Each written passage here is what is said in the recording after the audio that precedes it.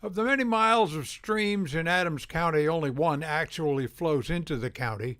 The rest start here and flow out, most of them eventually to the Chesapeake Bay, where considerable time and treasure has been spent on efforts to make the water healthy for the fish, crabs, and people who live on the nation's largest estuary. I accompanied Pat Naugle, resident volunteer water specialist and former power plant manager, on one of his monthly trips to collect samples of rock and marsh creeks. The main pollutants going to the bay are excess nitrates, excess phosphates, and sediment. I'll test this here for pH and conductivity, and then I take that into the Office of Aging, and there's a lady named Mickey Snyder and there's a couple others that do the testing for nitrates and phosphates, which over the last 10 years for nitrates has been decreasing. Phosphates were never real high, but they're not going down like phosphates or like nitrates.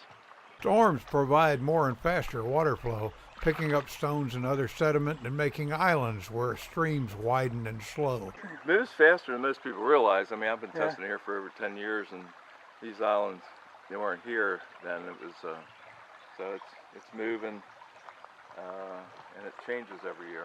If we get a couple-inch rainstorm, the stream actually gets up on that bank about 10, 12 feet.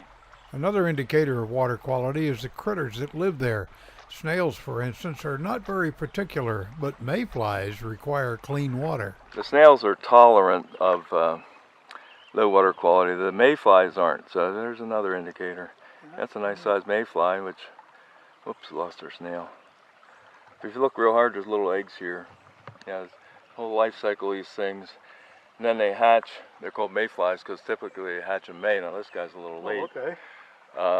But there's a net spinning caddisfly again. Rock and Marsh Creeks join at the Pennsylvania-Maryland state line to form the Monocacy River, which flows to the Potomac River, which flows to the Chesapeake Bay. This is John Messiter with Pat Naugle, somewhere on Rock Creek.